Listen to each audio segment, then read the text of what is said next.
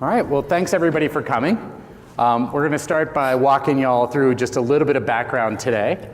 Let's start with who is UPMC, for those of you who heard a brief overview on the main stage. Thanks for being patient and listening to this again.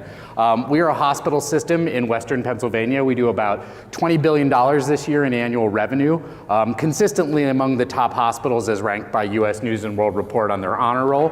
We're a 40 hospital system with over 8,500 licensed beds, close to 90,000 employees, of which 5,000 are employed physicians. We also have a number of other affiliated physicians. As you can see, we do about 350,000 admissions per year, close to 1 million ER visits, about 5 million outpatient visits, and we also have a health plan that has about 3.5 million covered lives, which is a very roundabout way of saying that we are a very large and complex business. And how do we use all of the data that we as a healthcare provider have to activate on our marketing activities? And so we've got nearly 60% market share in Allegheny County, which is our home market, and about 40% market share in Western Pennsylvania. So we are the dominant provider of choice for most of the patients in those areas. Just some quick things about our medical side. We have one of the largest rehab networks. We do almost $500 million a year in NIH funding with the University of Pittsburgh. We have the largest behavioral health insurer in Western Pennsylvania, and our integrated model has received a lot of press and attention lately because we are able to leverage efficiencies by being both a payer and a provider, and also by having such a network. And I'm proud to say that the same care that you get in our flagship facilities, you can get in any of our community hospitals by and large. That's really the benefit that we bring to the patients. But let's talk a little bit more about something very specific, and that is liver transplant. You probably heard me mention earlier that we are one of the pioneers of solid organ transplant, and specifically liver transplantation. And that's what we're going to talk about today, is an outreach program that we built using a lot of data in Domo to help us reach out to potential liver transplantation patients. And in 1981, Dr. Thomas Starzl actually performed the first liver transplant anywhere, and he did that in Pittsburgh. By 1985, we had done over 600 transplants per year on average. In 1989, we introduced one of the largest immunosuppressant drugs, which really helped people not reject those liver transplants that they were getting. And in 1999 is when things really changed. We performed the first adult living donor liver transplant. To date, people had only been able to transplant living donor kidneys. So this was a big change. And this was something we really got behind as an organization. We thought it was the best for patients. We thought that it would help move medical science. And so in 2017, we finally kind of hit that threshold where we were actually doing more living donor transplants than we were doing deceased donor transplants. And in 2018, we developed the ITTC, or the Immune Transplant and Therapy Center, which would help us reduce the need for these patients to be on immunosuppressant regimens for the rest of their lives. So basically, now we've got this new procedure that really opens up the market. How do we push that, right? And we've got a significant problem, and the problem is that there are not enough livers for the people who actually need them. So relying on cadaveric liver transplants isn't going to actually solve this problem. The median waiting time continues to increase for patients who are on the liver transplant list. The MELD scores continue to get worse for those patients, and what that means is people are sicker. Right? They are not good transplant candidates, and many times by the time they actually get sick enough to get a MELD score that would get them a cadaveric transplant. So what are the consequences of this, right? What does that actually mean to the patient? What it means is that there is a 15 to 25% chance for a patient who's on the waiting list that they will never make it to transplant.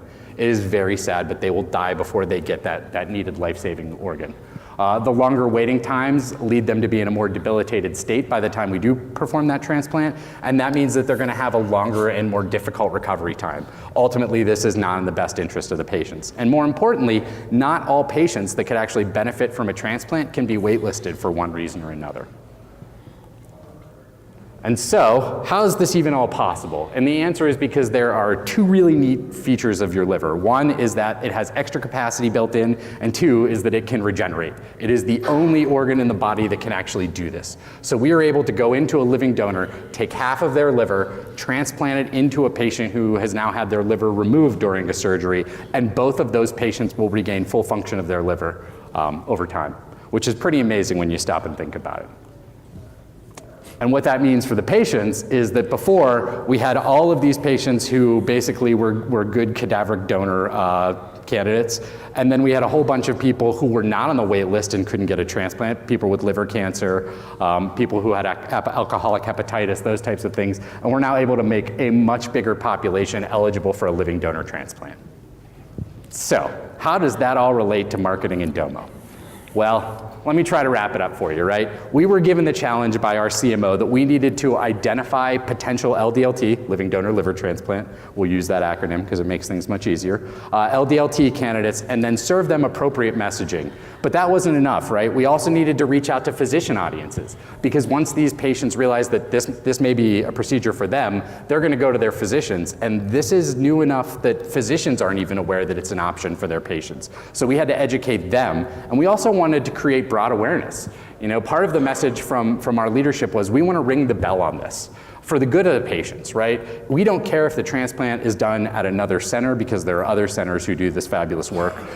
We just want to make sure that the patients who need these transplants are able to get them. So how are we going to do that? Well, the first thing we wanted to do was target patients who were pre-waitlist. So before you're waitlisted for a cadaveric transplant at another center, for two reasons. One, because these patients have the longest journey and would receive the most benefit by making that happen more quickly with an LDLT. As well as to try to drive a little bit of volume for ourselves, because obviously we have to show an ROI on a campaign like this, as I imagine anyone in a marketing department does, right? We wanted to leverage areas that had reasonable travel distances and some existing patient travel for us, just so that we knew we could drive that ROI by focusing on people who were close. We had to target that spend as effectively as possible to this audience, which is difficult, right? There are only about 600 of these done in the country every year. Even if we doubled that number, we're only talking about 1,200 people a year, right? That is the ultimate in hitting a needle in a haystack. And lastly, we wanted to develop market areas against which we could track. Because if we didn't know what was effective or what was working, then we wouldn't have built a very good model now, would we?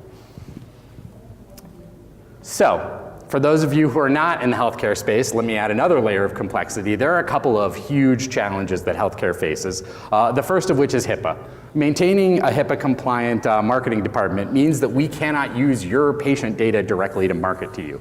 So we have to do things like build lookalike models based on your patient data, and then carry that over to consumer data that we have purchased and leverage that data to actually do our targeting. And April will walk you through a little bit of some of this, but it means that we can't even use our data directly in many cases.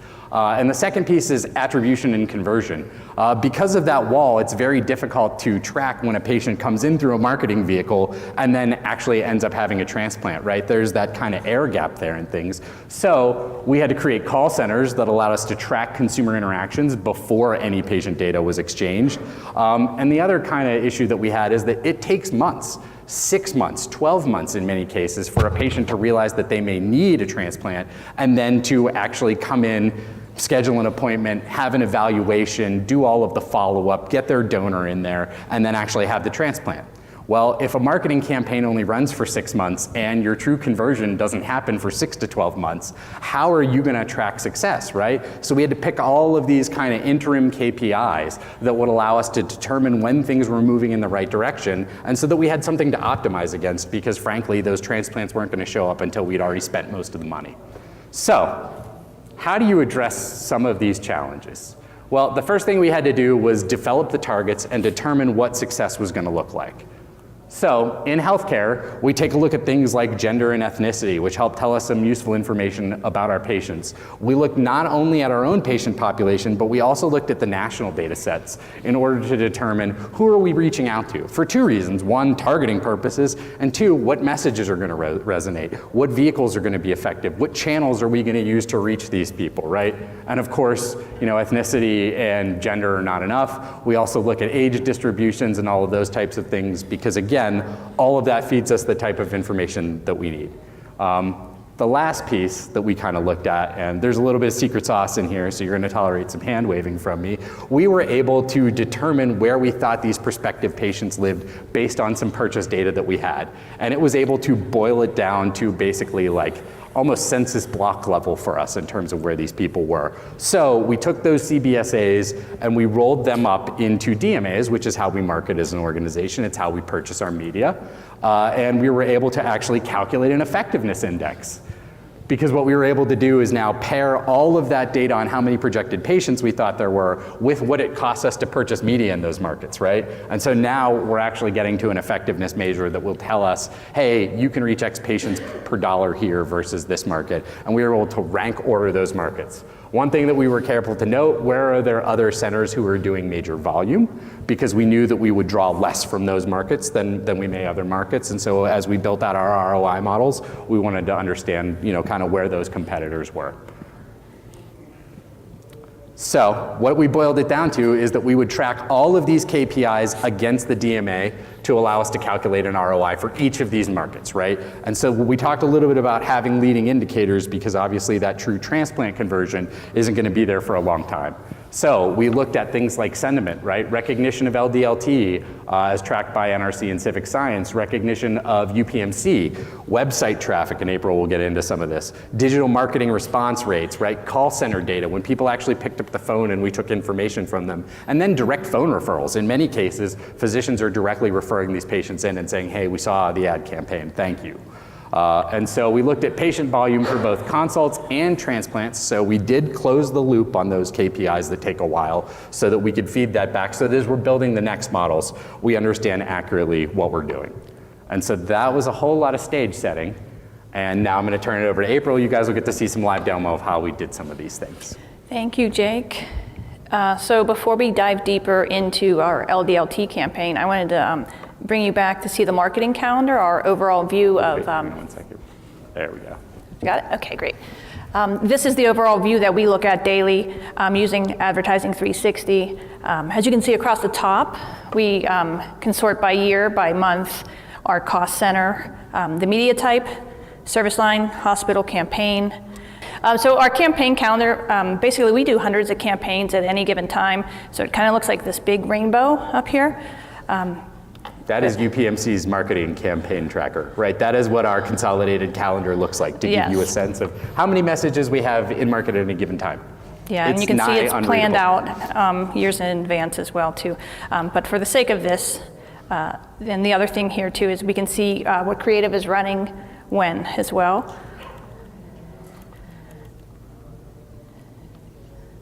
So we just filter by LDLT. You can see how that shows us what's in flight and what's about to launch. And there's the dividing line there. And we can also go in and take a deeper dive and look at it this way as well. So that is what we use Advertising 360 for. But I wanted to show you a little bit of the creative that goes into this campaign before we dive even deeper into what we look at weekly at the executive level. If you're waiting patiently for a liver transplant, it could cost you your life. It's time to get out of line with UPMC. At UPMC, living donor transplants put you first, so you don't die waiting. UPMC does more living donor liver transplants than any other center in the nation. Find out more and get out of line today. Because I'm sure some of you are wondering, that is indeed preeminent neurosurgeon, Dr. Stephen Strange, doing the voiceover for our commercial. Yes. So that is like the level of creative that we are dealing with. Our creative agencies are very disruptive in nature, as is Domo. So the alignment with our organization and with this platform and Advertising 360 has worked to our advantage. So here is what we look at on a daily, weekly basis. This is an abbreviated version. Each of these cards has probably 2, 3, 4 behind it. But for the sake of this demo, I wanted to show you what we do daily. So we look at this. This is a card. When we're making out the cards, we want to say who's the audience and what is it answering. So this card is for the department in charge of our call center, and it helps them leverage the buy for the call center. So their goal was to average 140 calls per day, And that tracks, and when we turned off television, you can see the drop around December. So we could leverage that and reduce the buy for the call center volume. So we're able to set alerts, if call center volume falls below certain areas, we're able to look at those types of things and reel them back in, and then adjust buys, do those types of things. If we notice that volume is dropping off and we've changed some tactical mix, we can go back and look at that. So our execs stay very close to this report from week to week. Yes, and here's that same view, but now we're looking at it by channel. This gets important because this is tied to dollars spent. So we look at this, and we're always looking, is it in our DMA that we have purchased? So we created a rolled up filter, and so we can, here are the ones that are in the DMA, and we drill down into that, and we can get to the actual people behind these data points. So that's the executive levels look there, and then we take it one step further down into the placement type. So was it a 60-second commercial that drew volume, email, et cetera. And again, we always look at it by the exact DMA, and then we can filter it also by which channel. And then we can see, I often use the insights, so you can scroll down and see, at a high level. Oh, it was the 30-second spot that really was getting us the volume we wanted. So we were able to scale back the buys on the 60s in some cases. So even from a media planning standpoint, this allowed us to have much more information than we could tweak our campaigns as they were kind of in market. Exactly. And then here's another look at the DMAs and what is going on in terms of which channel is performing in which DMAs. This was helpful because this allowed us to tweak our purchasing at the digital level and the traditional level, and see which channel was performing better in which DMAs. So for those of you who think about things like saturation levels, if you know you're only going to potentially pull so many patients out of an area, once you've hit that threshold, maybe you stop the buy there. If there's a particular DMA that isn't responding at all, you may stop the buy. So this fed us all kinds of information that we needed from a geographic standpoint to adjust how that media agency was doing the buy. And then this is an interesting slide because this rolls up to all levels of the organization, because we have partnerships with other healthcare insurance providers in some instances. And this allows us to look at where they're coming from. So, we always want to say, all right, are they in the DMA we targeted for a variety of reasons that Jake laid out? And then we can also say, is there, what's the volume of people from, one insurance company, for example. So for those of you who aren't in healthcare, as we contract individually with insurers, not everyone actually has access. So if we go out to a DMA and we're only getting response rates from an insurer that doesn't have access to us, then we can send our contracting teams out to actually create contracts with those insurers. Or if we know that's not tenable for some reason or another, we may adjust the buy. So again, now we're not just tailoring the marketing program, we're affecting operational decisions with what we're learning from the marketing data here, because the contracting team is now saying, whoa, I have to go meet with Blue Cross Blue Shield of Ohio or whatever it is, right? Just to give you guys an example. And then here is probably one of our most important slides. This is our Tier 1 recipients. These are the people that are actively and qualified to get the life-changing liver and active patient. And so what we see here are a list of places where those other people have reported being on wait lists. A patient who is on a wait list could be transplanted tomorrow, theoretically, right? They still have to come in, do all the evaluations, do the donor evaluations, but these are people who are ready to go. And so then it starts to become a question of why aren't these patients being told this by some of these other centers, many of whom do these transplants, right? And so some of our outreach people are starting to work with those other centers to say, hey, are you pushing this forward? What can we do to help you guys make this case to your patients? Because really it's in their best interest. And if you guys want to do that transplant, we're happy to, but let's make sure that patient's getting what they need. Yeah, absolutely. And then here's another look at that same data from a channel perspective. So this allows us to see, all right, digital was a top performing channel that got us our Tier 1 recipients. So, we could lower the buy at the TV level and increase it at the digital level in many cases, once we set that awareness bar with initial television running. And then this is the slide that further confirms the impact of television on organic search volume.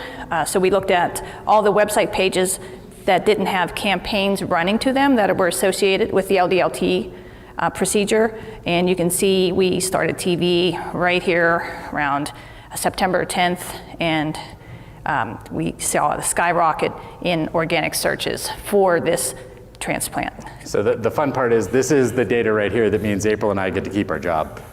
Because not only when TV stayed on or was on did we see a huge jump, but even after we turned TV off towards the end here, when you look at December on, right, we actually see triple the amount of organic search for these terms than you did beforehand, which means that we effectively moved the market and got people talking about this, right? All of those things that we did were effective, even amongst non-potential patients. So when we said the executives, they wanted to ring the bell and get people talking about this, this is the data that we used to prove that we were effective in doing that. Yeah. And that is an exciting thing for an organization to see, because there's no question that there was an effect directly tied to what we did there. Yeah, this slide is used a lot. And you can see how we annotated it using Domo annotations to say when TV was turned on, when digital was turned on, what was playing where.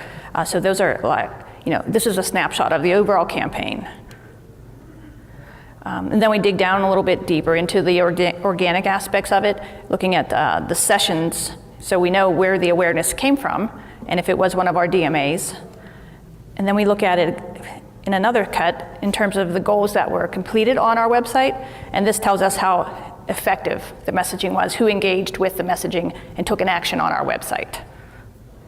Right. I think it's particularly interesting, right, and I'll call this out. We had some national TV buys, but by and large, the region that we looked at is only that kind of northeastern corridor there. So really, there was a whole lot of people who either saw this nationally or ran across it in some other way and came in organically to the website. So, this is great because if you're a marketer, you can actually see what the reach is in ways that you didn't expect, right? We would never have expected to have as much volume coming from Texas and California, particularly since the second largest LDLT center is actually in California. So it begs the question, why are so many patients from California feeling like they need to be looking us up for these types of things? And you start to ask some really interesting questions about what's going on in your industry that way. Right, and then you also will find out some interesting tidbits. Oh, well, this doctor trained at the University of Pittsburgh, or there's a connection there. So then you start to understand, like, there's other factors at play that you wouldn't see unless you were seeing the data this way within Domo. So back to that operational side, it gives you ways to leverage things that you didn't even realize, because now we're saying, well, if two of our physicians have relationships out there,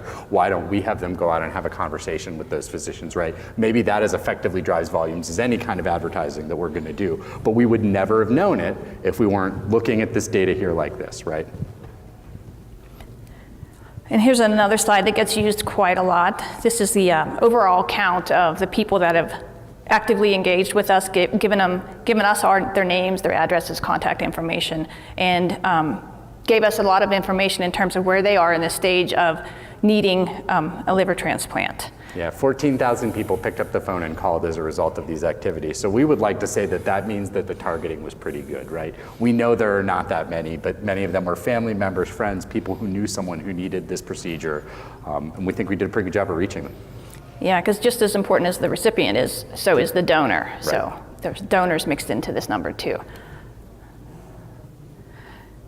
And then this is like a vanity slide in terms of, hey, before we started to run this campaign, we didn't have search volume like this coming organically, and now we have 300,000+ impressions. UPMC liver transplant, living donor, things that we didn't see before.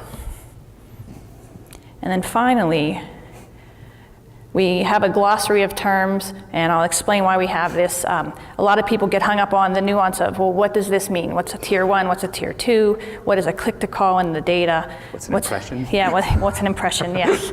To make it really high level? Yeah, what's a click, so on and so forth. So we standardize the definitions on one slide, so everyone is essentially reading from the same playbook and has the same understanding and interpretation of the data. So this is used weekly.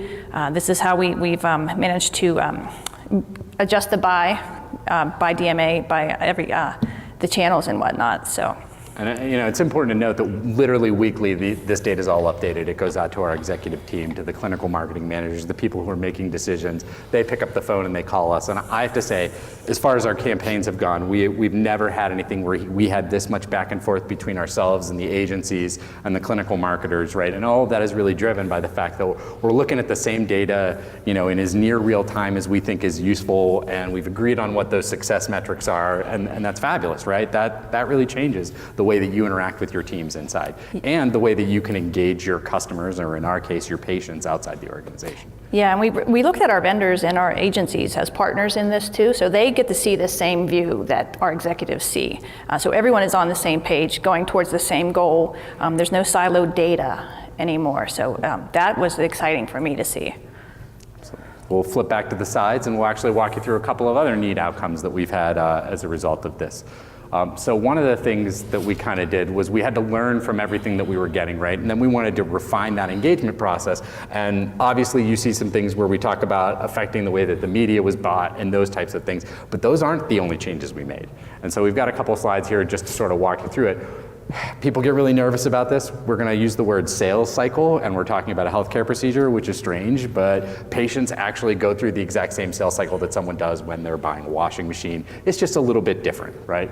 And so what we learned is that we had some issues at the top of the funnel: lead optimization, shortening decision lag. People were saying maybe this is the right procedure for me, but maybe it isn't. But I really don't want to go have a conversation with my physician and have him send you my medical records. Like, that's a tough conversation for them to have. And so we started saying, well, why is that a tough conversation?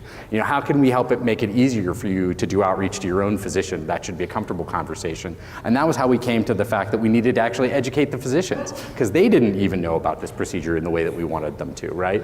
And then so we start to talk about all kinds of other stuff, like how do we communicate this to people in a way that isn't scary, right? How do we do the outreach that brings them in the door in a non-threatening way? How do we raise awareness generally? All of those types of things that we're going to help people qualify themselves as a lead and then more effectively make a decision. Then we had to look at the barriers to completing evaluations and those types of things, right? We weren't always getting the kind of qualified leads that we wanted to. Doctors are slow to act, patients are slow to act. There are difficulties with getting your own medical records. So we tried to do as many things outside of the marketing space as we could to make this easier for patients, right? How do we get more information from them up front in a way that's non-threatening? How do we make it easier for them to pass their medical records to us? How do we set up continuing sales cycle calls so that if someone's moving along, or if they have a medical issue that is preventing them from being a transplant patient, we help them address that medical issue, right? And then, and this is the one we fell into and we didn't really think about it, we spent a lot of time on advocacy, but we weren't spending enough, right?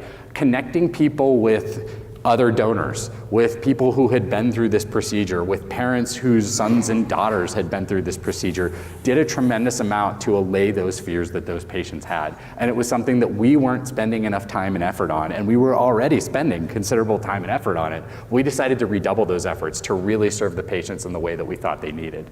And so when we came to the end of all this, we really felt like not only had we done our job as marketers, but as healthcare professionals, we had really done something to try to change the way in which patients were receiving care who had some of these very serious conditions. That feels pretty good at the end of the day. But if you wanted us to boil it down to 4 simple takeaways, we would probably have boiled it down to this. And I'm going to say, number 1 takeaway is that you can improve the life of your patients or your customers by looking at your data in a smart way. But if we set that aside, the 4 marketer key takeaways would probably be these. Yeah, centralizing the communications so every team can operate in real time. That's been one of our main attributes for this campaign.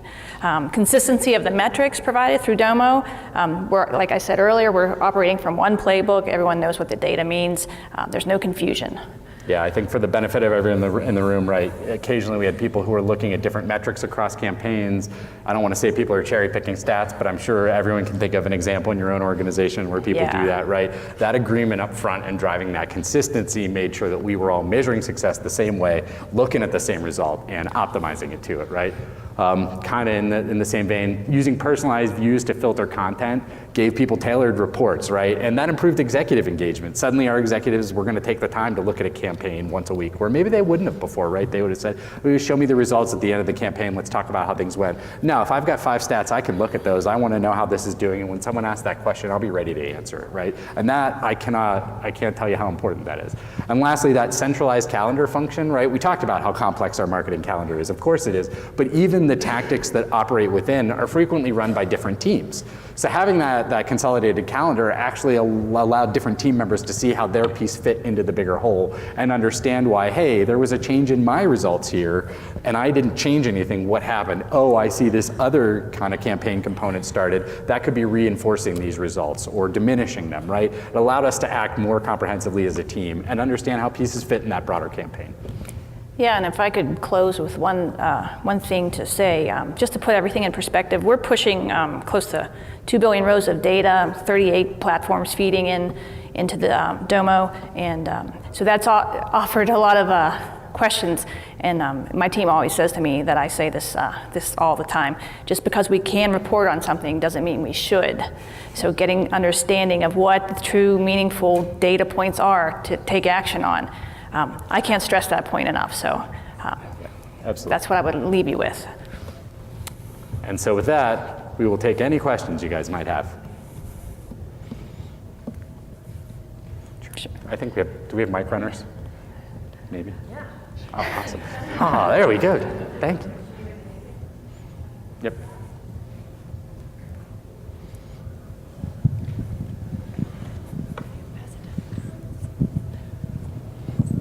Thanks. So for the centralized calendar function, was that part of the 360 tool, or were you feeding that data in? How were you centralizing the calendars? Yeah, so that's part of the 360 app. And what we had to do on our end was work with our partners at SDI to come up with a mapping strategy in the background. So when you saw the filtering by hospital, by campaign, those campaign creatives in the timeframes they're running, that's all fed into the app on the back end. So, and then however you tag it, if you choose to tag it kind of by what the campaign is, by what the content, what the channel, all of those types of things, that gives you as much detail as you're going to want to have. So again, there's some housekeeping to be done there. It is not a small amount of housekeeping, right? I think there are members of our teams who would tell you it's a ton of housekeeping. Yeah, there's one. Very worth it. Yeah, one gentleman on my team in particular who that's pretty much his job is mapping and campaign naming conventions and making sure that is communicated throughout the organization. The good news is now that that's not his only job, we should add, right? You don't need a dedicated resource for that, is what we're going to say. But it's important to note that, right, you've got to get everybody in agreement on that. You have to get your agencies on board if you're using outside agencies, because sometimes you need them to tell you when that buy really started, when it ended, what was going on, all those types of things. So there's a fair amount of setup, but we have found that the results have been well worth it.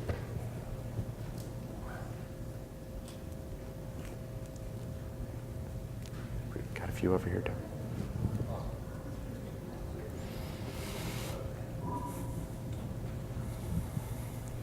I'm in healthcare, so I understand the challenge. The struggle is real. How long did it take you guys from beginning to end to implement this in this scale? And what was your major I know there were probably lots of challenges. Tons of challenges. Yeah. What was one that stood out, and how did you overcome it? The mandate was made, 3 years ago by CMO, but when we got Domo, we're 2 contract cycles, so less than 2 years with Domo, and SDI was a close fast follower in that process too, helping us to make all the connections, because being in healthcare, you know the amount of data we're talking about and the number of systems we're talking about. We just didn't have the manpower or the expertise to even begin to understand how to get all this in one spot. Sure, and I can't say enough nice things about having an integrator to fall back on who's addressed those issues, and it allows you to pull your own industry experience in and help them out in that regard, right? Everybody kind of has their swim lane, if you will. In terms of challenges, I think one of the biggest challenges we still face is we're just starting to load patient data in. April's talking about 2 billion rows of data. That doesn't include any of our Cerner or our Epic records. That's just our marketing data, frankly, right? But how do you address some of these issues? How do you build lookalikes, HIPAA compliance, all of those types of things, right? We've got a HIPAA compliant Domo environment now. We're starting to get that data in there. And I think that's the next phase for us, is that. We've done that in a small way here for LDLT. The goal is now, how do we use LDLT as a model to do everything else, right? And then it gets infinitely more complex. And that's the biggest challenge is, right, how do you eat an elephant? One bite at a time. Okay, what's the next bite? That's always the challenge. I think there was one more up here. I got. Can you maybe talk to, you had a slide with, or a card with, by marketing like 30-second commercial, 60-second commercial, social, how did you attribute that visit or that call center? Was that coming through your call center or a web form? So every digital form, every commercial, and every DMA has its own telephone number. So when you call into the call center that we set up, we're able to track you back that way, and we ask you for all sorts of information, which eventually allows me to, in a HIPAA-compliant environment, identify you as an individual and pass some de-identified information back to the marketing side of the house so that we're able to actually attribute that patient all the way through. And then specifically, those creatives are tagged and named properly to align with the phone numbers. So then we know what ran where, we know if you called in this phone number who you are, and then we're able to identify what your outcomes were, and then pass de-identified outcomes at the DMA level back, right? So when we go back to the agencies with the data, I don't go back with a number of patients. I say, we had 5 evals from this DMA, we had 0 evals from this DMA, right? You guys can see how that's okay to pass them that information. It kind of frees us from that HIPAA piece, but it lets us directly attribute those patients. And man, is that a challenge in healthcare, as we all know. And it's also led us, in terms of the creative, to tweak the creative. This message isn't resonating. Right. And when we first started the campaign, people thought we were harvesting livers from people. So we had to do a whole additional campaign of education on that piece alone. I think we had a couple more over here. Do we have any more time? A gentleman over there. I know we're up against it. And we have a couple more minutes. Yeah, I think this gentleman here has had his hand up for a while, Dara. Can we? Oh, sorry. No, totally fine. Just want to make sure we'll come back to him next. Thanks. I like the idea about sort of educating your stakeholders. We have a long conversion cycle as well, and so we run into some of those challenges, specifically along having them set goals and agree to goals and have sort of data-driven, outcome-oriented approaches before beginning a campaign. Can you talk about some of the other ways you've used Domo to maybe help educate your audience on that, whether it be along goal setting, longer conversion cycles, that sort of thing? Sure. So we've actually used some of the data that we're tracking from the call centers to subsegment our populations, right? So we showed you all the targeting that we did up front. When we saw certain types of people were reacting to some of these mid-campaign KPIs, but weren't necessarily making it to the end, we tried to break those subpopulations out and then say, okay, what's gonna nurture that person, right? Is this a person who has X problem? And so we were able to do a teardown in Domo of 30% of our people who don't make it through the cycle have this issue, 10% of this, 5% of this, 1% have a bunch of these other problems. Well, okay, let's ignore all of those 1% problems because there's just not enough volume there to chase. But if 20% of our respondents who aren't completing and 10% of our respondents who aren't completing have these two issues, let's build a sub-campaign around nurturing them through that process, right? And so right there, we're able to actually better engage our consumers and understand what's going on with them and see certain things. And having some of the richness of those call center interactions tied in with some of the broader impression data and those types of things has been tremendously useful. So really, it's having the platform that lets all that play together that's really helped us address those issues. And then we use the platform to show what the time frame for a micro conversion looks like, right? So if it's a lead gen, right, that's pretty standard on quick on a digital platform. If it's a call center, same thing. But then as they go through the process, that we were able to show everyone how long each thing takes to set expectations at the executive level. Mm-hmm. So I also work for a medical center, and we just recently started to pull our Epic data and combine that with our campaigns to prove ROI. The big challenge we have now is we all argue over the attribution model that we should approach. So what attribution models do you kind of lean towards? Sure. That's complicated. It is complicated, and the answer is we've got to use a mix, right? For something where it's LDLT, it's a very small number of people, we are able to do direct attribution. If I stood here and told you we could do direct attribution for everything, I would be lying, and you would know it if you work in healthcare, right, frankly. What we've done is come up with some other clever ways to do that. Proxies. If we know we're feeding X amount of volume through certain channels, we can attribute 5% of the patient volume increase that we're seeing to X, Y, or Z, right? Some of those more traditional, I don't want to call them swag models, but that's what they are, right? And then trying to get better about it where we can, promote engagement. Digital channels have been key for us because it's much easier to understand in a digital channel than in a traditional media channel what your effect is, right? So obviously we are favoring more heavily towards those types of things, but branding campaigns matter, right? General TV spots drive volume, so what we always say is it's better to underrepresent. If I can show an ROI on the ones that I can prove, everything else is gravy, and no executive is going to say, and I'm underrepresenting by 10% as an issue if I'm already showing you ROI, right? And so I know that doesn't completely answer the question, but those are the two approaches that we're taking, is that traditional mathematical modeling of what we think the impact was based on response, right? And we're using real response data, let's be clear, it's not total proxy. And then where we can, using those digital channels that allow us to do direct attribution.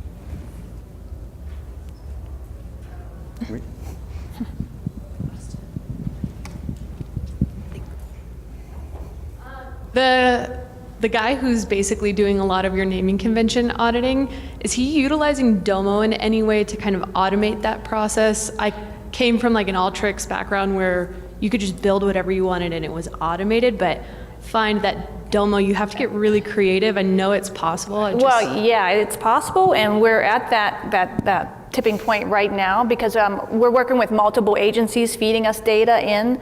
So the mapping on the back end within Domo is a little more complicated than just feeding it in because we're also real-time educating our clinical marketing managers and the naming conventions, and our media buying agency had to build out something that takes care of the naming conventions and their needs too on the back end.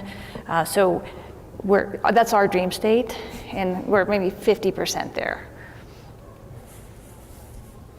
Great. Thank you so much, Jake and April, for presenting on Digital 360.